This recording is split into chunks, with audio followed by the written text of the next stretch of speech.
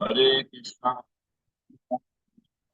हरे हरे हरे राम राम राम राम। ओम अज्ञानतिमिरन्दस्य ज्ञानाञ्जनशलाकया चक्षुरुन्मिलितं येन तस्मै श्रीगुरवे नमः। श्रीकृतं नमो कृष्णं स्थापितं येन भूतले स्वयं रूपकदा मह्यं ददाति। वन्देऽहं श्रीगुरो श्रीभगवद्पादं श्रीगुरुन् वैष्णवांश्च श्रीरूपं सत्यजातं सगण रघुनाथान्वितं तं तद्वैतं सुखमितं परिजनसहितं कृष्णद्वैतं हरेवं श्रीराधा कृष्णपादां सगण ललिता श्रीविशुखान्वितं जय श्री कृष्ण चैतन्य प्रभु नित्यानंद श्री अद्वैत गदाधर श्री गौर हरे कृष्णा कृष्ण कृष्ण हरे हरे हरे राम राम हरे हरे। ओम नमो भगवते वासुदेवाय। ओम नमो भगवते वासुदेवाय। ओम नमो भगवते वासुदेवाय। ओम तत्सत्। সকলের চরণে সশ্রদ্ধ প্রণাম, স্বাগতম সবাইকে। এখন আজকে আমরা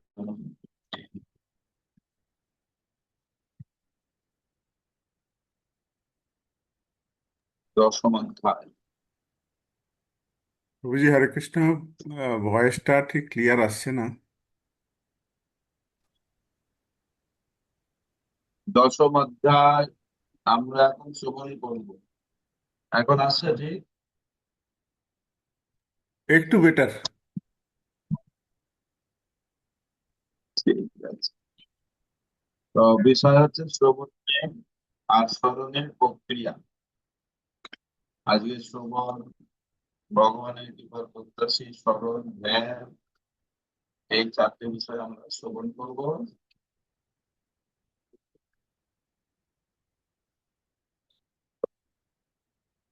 কৃষ্ণ ভাবনা অথবা ভগবত ভক্তি শুরু হয় শ্রবণের মাধ্যমে।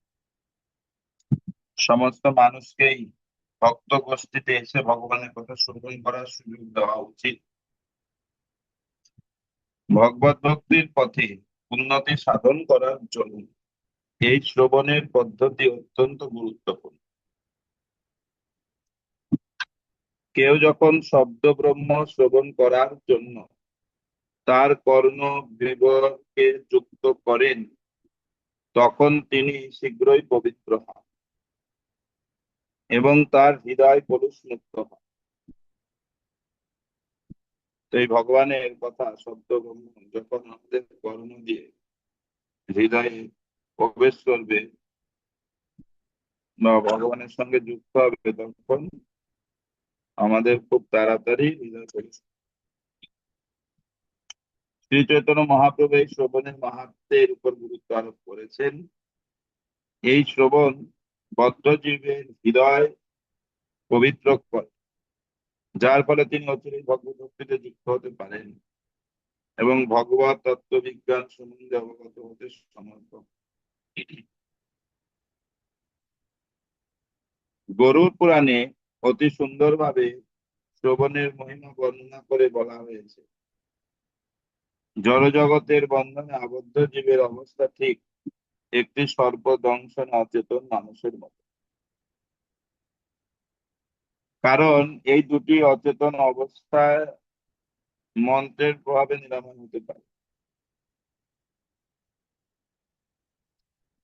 কোনো মানুষকে যখন বিষাক্ত সর্প দংশন করে, তখন তৎক্ষণাৎ তার মৃত্যু হয় না। প্রথমে সে অচেতন ভাবে আচ্ছন্ন হয়ে থাকে।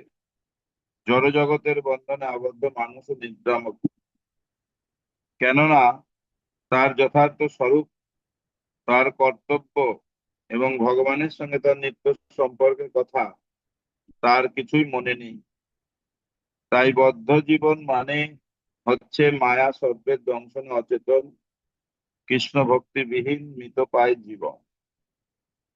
কিন্তু এই তথাকথিত সর্পদংশনে মৃতপ্রায় মানুষদের মন্ত্র উচ্চারণের প্রভাবে পুনরুজ্জীবিত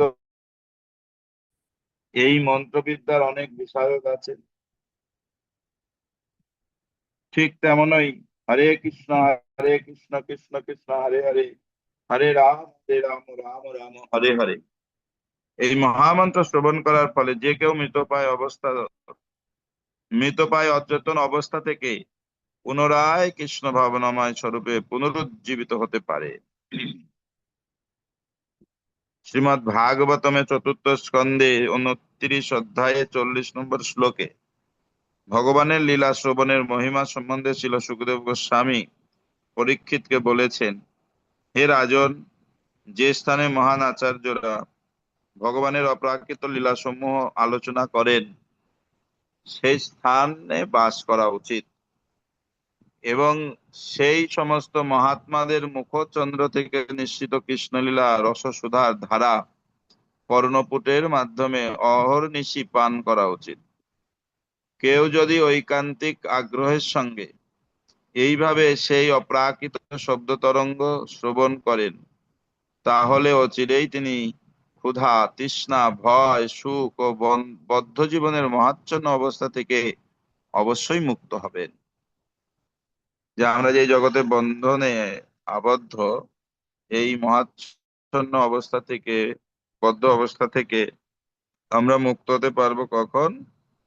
যেখানে এই ভগবানের কথা লীলা সমূহ আলোচনা হয় এবং যেখানে এই ভক্তরা বাস করেন সেই স্থানে থাকার মাধ্যমে এবং এই কৃষ্ণ লীলার রস কর্ণপুটে অহর্নিশি গ্রহণ করার মাধ্যমে আমাদের ঐকান্তিক আগ্রহের সঙ্গে যদি আমরা এটা করতে পারি তখন আমরা এই জগতের বদ্ধ মহাচ্ছন্ন অবস্থা থেকে মুক্ত হতে পারবো। ভগবান শ্রী চৈতন্য মহাপ্রভু এই কলিযুগে আত্মস্বরূপ উপলব্ধির পন্থা রূপে ভগবানের নাম শ্রবণের প্রক্রিয়াকে বর্ণনা করেছে। পুরাকালে যেমন বেদ পাঠ করে শাস্ত্রের বিধিনিষেধ যথাযথভাবে অনুশীলন করা হতো, তা এই কলিযুগের মানুষের পক্ষে সম্ভব নয়। কিন্তু কেউ যদি মহান ভক্ত ও তার আচার্যদের মুখ নিঃসৃত বাণী ঐকান্তিক আগ্রহের সঙ্গে শ্রবণ করেন তাহলে তার ফলে তিনি সব রকমের জড় কলুষ থেকে মুক্ত হতে পারেন। তাই শ্রী চৈতন্য মহাপ্রভু নির্দেশ দিয়ে গেছেন, কেবল ভগবানের শুদ্ধ ভক্তের মুখারবিন্দ থেকে ভগবানের বাণী শ্রবণ করার জন্য। ভগবানের নাম করে যারা পয়সা রোজগার করে তাদের কথা শুনলে কোনো কাজ হবে না। যারা যথার্থই তত্ত্বদ্রষ্টা আত্মজ্ঞানী তাদের কাছ থেকে ভগবানের কথা শুনলে কৃষ্ণলীলা রসের অমৃতের ধারা আমাদের কর্ণপুটে প্রবাহিত হতে থাকে। পূর্ববর্তী শ্লোকে এই দৃষ্টান্তটি দেওয়া হয়েছে। ভগবদ গীতাতেও বলা হয়েছে, কৃষ্ণ ভাবনায় ভাবিত হওয়ার ফলে বিষয়াসক্ত মানুষ বিষয়ের বন্ধন থেকে মুক্ত হতে পারে। মানুষ যতক্ষণ পর্যন্ত কোনো উত্তম কার্যে লিপ্ত না হয় ততক্ষণ পর্যন্ত সে তার তুচ্ছ কার্য থেকে বিরত হতে পারে না। প্রাকৃত জগতে জীব প্রকৃতির মায়িক কার্যকলাপের বন্ধনে আবদ্ধ হয়ে রয়েছে, কিন্তু ভগবত ভক্তির দিব্য কার্যকলাপের মহৎ আনন্দ আস্বাদন করলে তখন স্বল্প সুখদায়ক জড় কার্যকলাপের প্রতি আর কোনো আসক্তি থাকে না। কুরুক্ষেত্রের রণাঙ্গনে অর্জুনকে শ্রীকৃষ্ণ যে উপদেশ দিয়েছিলেন, সাধারণ মানুষের কাছে মনে হবে যে সেটি যেন দুই বন্ধুর মধ্যে কথোপকথন, কিন্তু প্রকৃতপক্ষে তা পরমেশ্বর ভগবান শ্রীকৃষ্ণের মুখচন্দ্র থেকে নিঃসৃত অমৃতের ধারা। সেই অমৃত প্রবাহ অর্জুন শ্রবণের মাধ্যমে গ্রহণ করেছিলেন এবং তার ফলে তিনি সব রকম জড় সমস্যার মোহ থেকে মুক্ত হয়েছিলেন। শ্রীমদ্ ভাগবতে দ্বাদশ স্কন্ধে বলা হয়েছে, যে মানুষ উত্তম শ্লোক ভগবান শ্রীকৃষ্ণের সুকৃতি শুদ্ধ ভক্তি লাভের অভিলাষী, তার কর্তব্য হচ্ছে সর্বক্ষণ তার অপ্রাকৃত গুণাবলীর মহিমা শ্রবণ করা। তার ফলে অবশ্যই হৃদয়ের সমস্ত কলুষ বিদরিত হয়। তো এইভাবে যদি আমরা ভগবানের কথা শ্রবণ করি, আমাদের হৃদয়ের সমস্ত কলুষ বিদরিত হবে। এবং যদি আমরা কৃষ্ণের প্রতি শুদ্ধ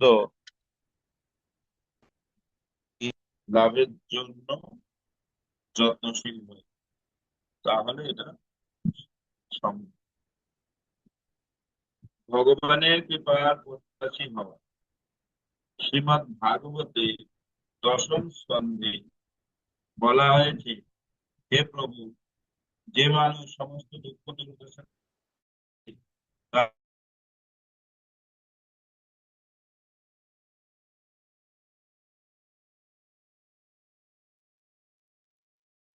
হরে কৃষ্ণ প্রভু, শোনা যাচ্ছে না। যে মানুষ সমস্ত দুঃখ দুর্দশাকে তার পূর্বকৃত পাপ কর্মের ফল বলে মনে করেন এবং শ্রদ্ধাবনত চিত্তে হৃদয়ের অন্তঃস্থল থেকে আপনাকে প্রণতি জানিয়ে আপনার অভ্যর্থিত কৃপা প্রতীক্ষা করেন, তিনি অচিরেই মুক্তি লাভের অধিকারী হন। শ্রীমদ্ ভাগবতের এই বাণী সমস্ত ভক্তের পথ প্রদর্শক হওয়া উচিত। পূর্বকৃত পাপ কর্মের ফল থেকে তৎক্ষণাৎ মুক্ত হওয়ার আশা করা ভক্তের উচিত নয়। কোনো বদ্ধজীবই কর্মফল থেকে মুক্ত নয়, কারণ জড় জগতের বন্ধনে আবদ্ধ জীবন মানেই হচ্ছে পূর্বকৃত কর্ম অনুসারে সুখ অথবা দুঃখ ভোগ করা। জড়জাগতিক কার্যকলাপ যখন সম্পূর্ণভাবে স্তব্ধ হয়ে যায়, তখনই কেবল কর্মফলের বন্ধন থেকে মুক্ত হওয়া যায় এবং তখন আর পুনর্জন্ম হয় না। তা সম্ভব হয় কেবল ভগবত ভক্তির মাধ্যমে। কেননা ভগবানের সেবাময়ী কার্যকলাপের কোন প্রতিক্রিয়া সৃষ্টি হয় না। তাই কেউ যখন শুদ্ধ কৃষ্ণ ভক্তি অর্জন করেন, তখন আর তার এই জড়জগৎ পুনর্জন্ম। কিন্তু যে মানুষ কর্মফলের বন্ধন থেকে পূর্ণরূপে মুক্ত হতে পারেননি, তার কর্তব্য হচ্ছে সব রকম বাধা বিপত্তি সত্ত্বেও ভগবত ভক্তির অনুশীলন করে যাওয়া। যখন এই ধরনের বাধা বিপত্তিগুলি আসে, তখন কেবল শ্রীকৃষ্ণের কৃপার প্রতীক্ষা করা উচিত। শ্রীকৃষ্ণের কৃপাই হচ্ছে তখন একমাত্র শান্ত। এইরকম মনোভাব নিয়ে ভক্ত যখন তার দিন যাপন করেন, তখন অবশ্যই তিনি ভগবানের ধামে উন্নীত হবেন, সেই সম্বন্ধে কোনো সন্দেহ নেই। এই ধরনের কার্যকলাপের মাধ্যমে তিনি ভগবানের ধামে প্রবেশ করার যোগ্যতা অর্জন করেন। এই শ্লোকে এই সম্বন্ধে দায়ভাগ কথাটি ব্যবহার করা হয়েছে। দায়ভাগ কথাটির অর্থ হচ্ছে ন্যায় সঙ্গত ভাবে পুত্রে পিতার সম্পত্তির উত্তরাধিকারী হওয়া। ঠিক তেমনই শুদ্ধ ভক্ত সমস্ত বাধা বিপত্তি সত্ত্বেও কৃষ্ণ ভাবনাময় অপ্রাকৃত ধামে প্রবেশ করার যোগ্যতা অর্জন। এইভাবে যখন আমরা কৃষ্ণের কৃপার প্রত্যাশী হব, আমাদের প্রত্যেকেরই পূর্বকৃত কর্মের ফল হয়েছে, সেই অনুসারে বর্তমান আমরা জীবন একটা পরিবেশ বা স্থান পেয়েছি। একেবারেই যে এটা হবে তা আশা করা উচিত নয়। আর এই ভাগবতের এই যে বাণী, এটা সকলের পথ প্রদর্শন হওয়া উচিত। এইভাবে যতক্ষণ আমরা গ্রহণ করি, এই শুদ্ধ কৃষ্ণ ভক্তির সহায়ক হবে এবং ধীরে ধীরে আমরা কৃষ্ণের কৃপা আহ, লাভ করব। এবং কৃষ্ণের কৃপা পেলেই তখন আমরা এই জড় জগতে বন্ধন থেকে মুক্ত হয়ে নিত্য আনন্দের পথে ফিরে যাব। স্মরণ, যে কোনো ভাবে কেউ যদি তার চিত্ত শ্রীকৃষ্ণের সঙ্গে তার নিত্য সম্পর্কের চিন্তায় নিবদ্ধ করেন, তাকে বলা হয় স্মরণ। এই স্মরণ সম্বন্ধে বিষ্ণু পুরাণে খুব সুন্দর করে বলা হয়েছে। কেবলমাত্র পরমেশ্বর ভগবানকে স্মরণ করার ফলে জীবের সর্ববিশ্ব শুদ্ধ হয়। তাই সেই অনন্ত নিত্য শাশ্বত পরমেশ্বর ভগবানকে আমি স্মরণ করতে চাই। পদ্মপুরাণে এই স্মরণ সম্বন্ধে বিশ্লেষণ করে বলা হয়েছে, পরমেশ্বর ভগবান শ্রীকৃষ্ণের শ্রীপাদ পদ্মে আমি আমার শাশ্বত প্রণতি নিবেদন করি। কারণ জীবিত অবস্থায় বা মৃত্যুর ক্ষণে কেউ যদি তাকে স্মরণ করেন, তাহলে তিনি সব রকমের পাপ থেকে মুক্ত। এই স্মরণ করার মাধ্যমে তিনি উপকার হবে, কৃষ্ণের সঙ্গে যেন যুক্ত হই। এটা হচ্ছে মূল যে বিষয়। ধ্যান, ধ্যানের অর্থ হচ্ছে পরমেশ্বর ভগবানের গুণ লীলা আদি চিন্তায় মনকে নিমগ্ন করে তার সেবায় যুক্ত। রূপহীন গুণহীন কোনো কিছুর কল্পনা করা বা শূন্যের কল্পনা করা ধ্যান। বৈদিক শাস্ত্রের নির্দেশ অনুসারে ধ্যানের অর্থ হচ্ছে পরমেশ্বর ভগবান শ্রী বিষ্ণু রূপ দর্শনে চিত্তকে সম্পূর্ণরূপে নিবদ্ধ। নৃসিংহ পুরাণে ভগবানের ধ্যান করা সম্বন্ধে বলা হয়েছে, ভগবানের চরণারবিন্দের ধ্যান জড় জগতের সুখ দুঃখ অনুভূতির অতীত চিন্ময় অবস্থা। এই ধ্যানের প্রভাবে মহাপাপীও তার পাপ কর্মের ফল থেকে মুক্ত।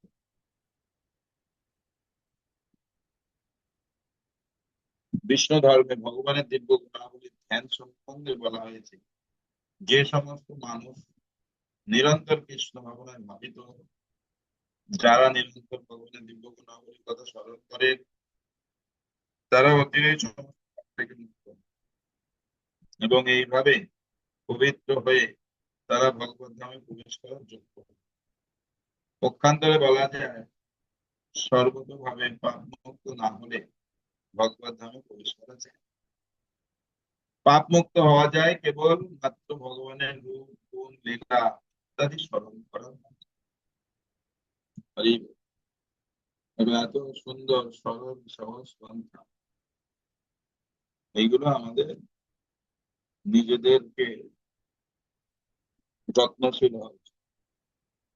যখন আমরা ভগবানের রূপ গুণ লীলা স্মরণ করি, তখন অটোমেটিক আমাদের হৃদয় পাপ মুক্ত হয়। পদ্মপুরাণে ভগবানের লীলা স্মরণ করে করার সম্বন্ধে বলা হয়েছে, যে মানুষ নিরন্তর ভগবানের অমৃতময় লীলা অদ্ভুত কার্যকলাপের চিন্তায় সর্বক্ষণ মগ্ন, তিনি অবশ্যই সব রকমের জড় থেকে মুক্ত হন। কতকগুলি পুরাণে প্রমাণিত হয়েছে যে যদি কোনো মানুষ কেবল ভগবানের সেবার ধ্যান করেন,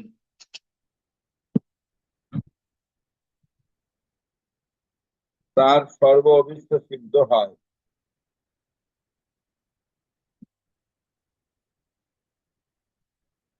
এবং তিনি প্রত্যক্ষভাবে পরমেশ্বর ভগবানকে দর্শন করতে পারেন। এই সম্বন্ধে ব্রহ্মবৈবর্ত পুরাণে একটি সুন্দর কাহিনী আছে। দক্ষিণ ভারতের প্রতিষ্ঠানপুর নামক স্থানে একজন ব্রাহ্মণ বাস করতেন। তিনি খুব একটা অবস্থা সম্পন্ন ছিলেন না, কিন্তু তিনি সবসময় মনে করতেন, পূর্বজন্মে আমি নিশ্চয়ই অনেক পাপ করেছিলাম, তাই শ্রীকৃষ্ণের ইচ্ছায় আমি পর্যাপ্ত ধন সম্পদ লাভ করতে পারি। এই কথা মনে করে তিনি সর্বক্ষণ আত্মতৃপ্ত থাকতেন। তাই তার দরিদ্রতার জন্য তার হৃদয়ে লেশমাত্র গ্লানি ছিল না এবং তিনি অত্যন্ত শান্তিময় জীবনযাপন করতেন। তিনি পরম উদার ছিলেন এবং কখনো কখনো তিনি মহাত্মাদের শ্রীমুখ থেকে ভগবানের বাণী শুনতে যেতেন। এইরকম এক সভায় তিনি গভীর শ্রদ্ধা সহকারে বৈষ্ণব আচার সম্বন্ধে শ্রবণ করেছিলেন।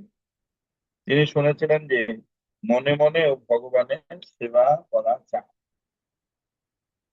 অর্থাৎ বাস্তবিক ভাবে সেবা না করা গেলেও মনে মনে ভগবানের সেবা ধ্যান করা যায় এবং তার ফলে একই ফল লাভ করা যায়।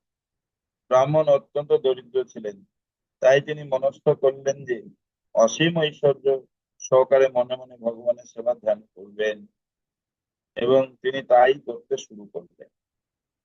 তিনি তীরে গোদাবরীতে স্নান করে সেই নদীর তীরে নির্জন বসে প্রাণায়াম অভ্যাস করার মাধ্যমে তার চিত্তকে ভগবানের ধ্যানে নিমগ্ন করতেন। এই প্রাণায়াম অভ্যাসের ফলে চিত্তকে একটি যন্ত্রের মতো কোনো বস্তুতে কেন্দ্রীভূত করা যায়। প্রাণায়াম ও আসনের এটি হচ্ছে উদ্দেশ্য।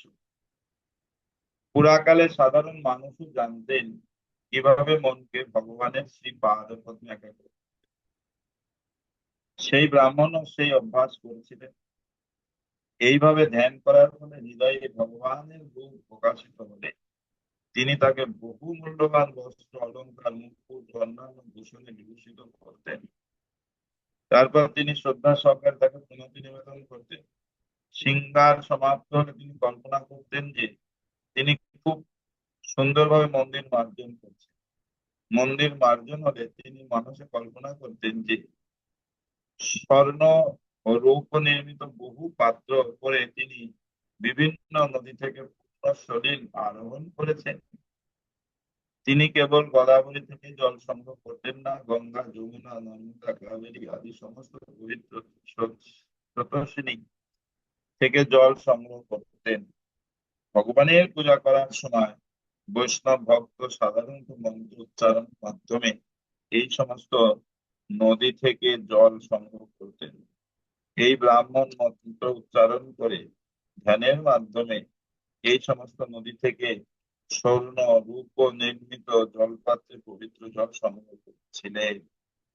তারপর তিনি পুষ্প, ফল, ধূপ, চন্দন আদি পূজার উপকরণ সংগ্রহ করতেন। ভগবানের শ্রীবিগ্রহকে অর্পণ করার জন্য তিনি এই সমস্ত সংগ্রহ করেছিলেন। ভগবানের সন্তুষ্টি বিধানের জন্য এই জল, পুষ্প, গন্ধদ্রব্য অত্যন্ত সুন্দরভাবে ভগবানের শ্রী বিগ্রহের উদ্দেশ্যে নিবেদিত করতেন। তারপর তিনি ভগবানের আরতি করতেন এবং এইভাবে শাস্ত্রের বিধি অনুসারে তিনি ভগবানের পূজা করতেন। প্রতিদিন তিনি এইভাবে নিয়মিত ভগবানের অর্চনা করতেন। এভাবে বহু বছর ধরে তিনি ভগবানের পূজা করলেন।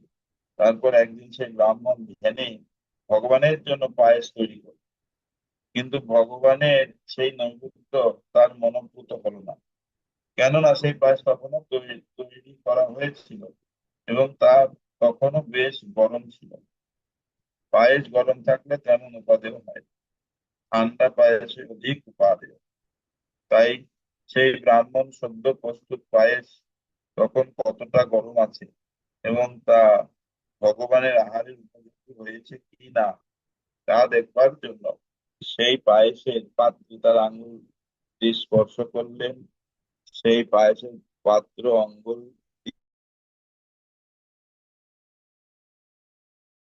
পায়েসের তাপ লাগলো এবং তার ধ্যান ভঙ্গ হলো। তখন তিনি তাকিয়ে দেখলেন তার আঙ্গুলে ফোস্কা পড়েছে এবং কিভাবে তা ঘটলো তা ভেবে তিনি অত্যন্ত আশ্চর্য হলেন, কারণ তিনি কখনো ভাবেননি যে ধ্যানে তপ্ত পায়েস স্পর্শ করার ফলে তার আঙ্গুল পুড়ে যাবে। এইভাবে তিনি যখন ভাবছিলেন, তখন বৈকুণ্ঠে লক্ষ্মীর পার্শ্বে উপবিষ্ট ভগবান নারায়ণ ঈষৎ হাসলেন। ভগবানকে এভাবে হাসতে দেখে সৌভাগ্যের অধিষ্ঠাত্রী লক্ষ্মী দেবী অত্যন্ত উৎসুক হয়ে ভগবান নারায়ণকে তার হাসির কারণ জিজ্ঞাসা করলেন। ভগবান তৎক্ষণাৎ তার সেই প্রশ্নের উত্তর দিলেন না। পক্ষান্তরে তিনি সেই ব্রাহ্মণকে সেইখানে নিয়ে আসার জন্য তার দূতদের পাঠালেন। বৈকুণ্ঠ লোকের থেকে তৎক্ষণাৎ নারায়ণের কাছে সেই ব্রাহ্মণকে নিয়ে আসার জন্য একটি বিমান প্রেরণ করা হলো। তারপর ব্রাহ্মণকে যখন ভগবানের সামনে নিয়ে আসা হলো, তখন ভগবান লক্ষ্মী দেবীকে সমস্ত ঘটনা বললেন। সেই ব্রাহ্মণ এইভাবে নিত্যধাম বৈকুণ্ঠ লক্ষ্মী নারায়ণের নিত্য সঙ্গ লাভের সৌভাগ্য অর্জন করলেন। এর থেকে বোঝা যায় যে ভগবান সর্বব্যাপ্ত। যদিও তিনি তার ধামে বিরাজ করছেন, কিন্তু তবুও তিনি সত্যই রয়েছেন। যদিও তিনি বৈকুণ্ঠে ছিলেন, কিন্তু তবুও সেই ব্রাহ্মণ যখন ধ্যানে তার পূজা করছিলেন, তখন তিনি তার হৃদয়ে বিরাজ করছেন। এইভাবে আমরা বুঝতে পারি যে ধ্যানের মাধ্যমে যখন ভগবানকে কিছু অর্পণ করা হয়, তখন তিনি তা গ্রহণ করেন এবং তার ফলে আমাদের অভীষ্ট সিদ্ধ হয়।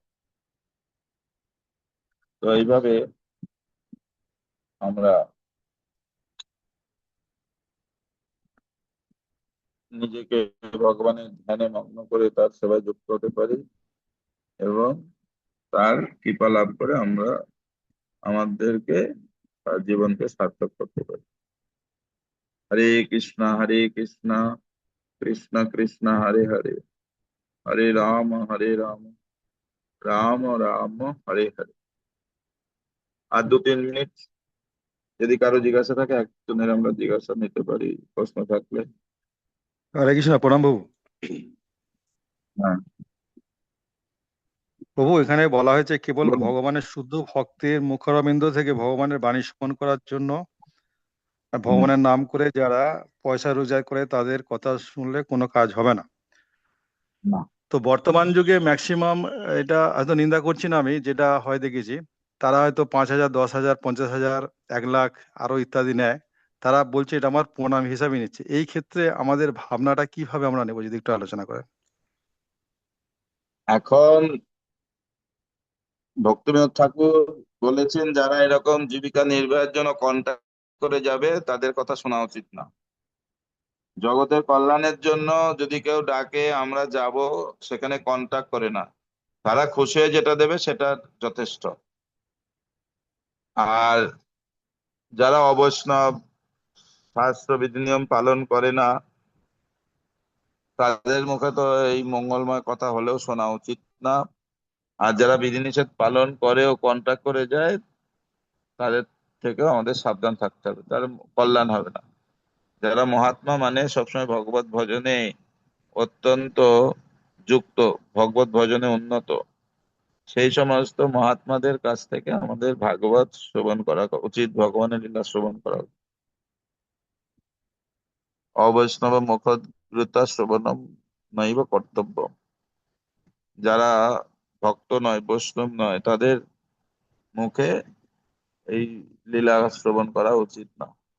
যদিও এখন তথাকথিত অনেক সম্প্রদায় পদাবলী লীলা কীর্তনের কাছে অনেক ভক্ত যায়, তো এগুলি আমাদের ভক্তির আহ ক্ষতি হবে। যেরকম পরের লাইনে বলা হচ্ছে, সর্বোচ্ছিষ্ট যথাপয়। সাপ মুখ দিয়েছে দুধ, সেটা পুষ্টিকর খাবার হলেও সেটা গ্রহণ করলে তার মৃত্যু নিশ্চিত। সেই রকম অবৈষ্ণবের মুখ থেকে মঙ্গলময় হরিকথা হলেও তার আধ্যাত্মিক মৃত্যু হবে। সেই জন্য সেই সমস্ত ব্যক্তির থেকে দূরে থাকাই আমাদের মঙ্গল।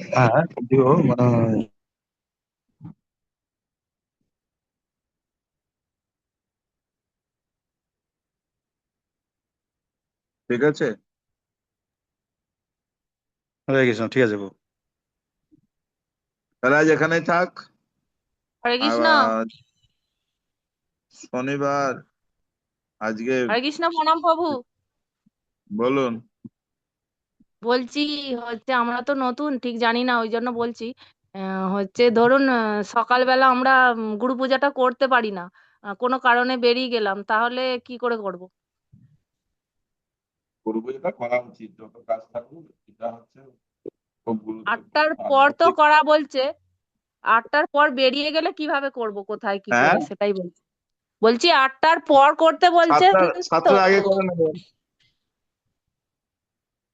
ও, কেন করা 8টার পর চলবে? করতে বলছি, কে বলছে? আপনি, হ্যাঁ, আমি আপনি আমি মঙ্গল শুনেছি আরতির পর মন্দিরে গেলে তারপর কিছু করতে সময় হয়। জব করে।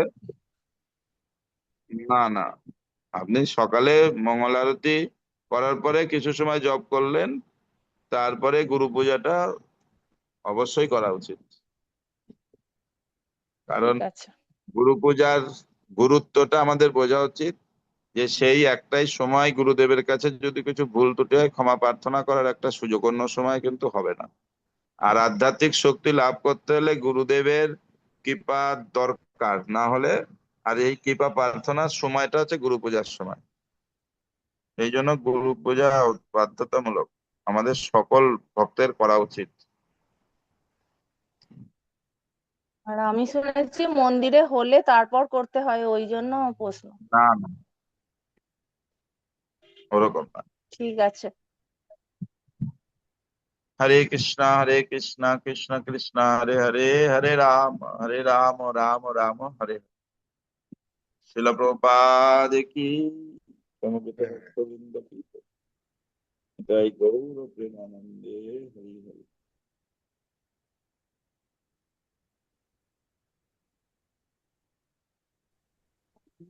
সকলকে বৈষ্ণব প্রণাম। বাঞ্ছাকল্পতরুভ্যশ্চ কৃপা সিন্ধুভ্যেব পতিতানাং পাবনেভ্যো বৈষ্ণবেভ্যো নমঃ।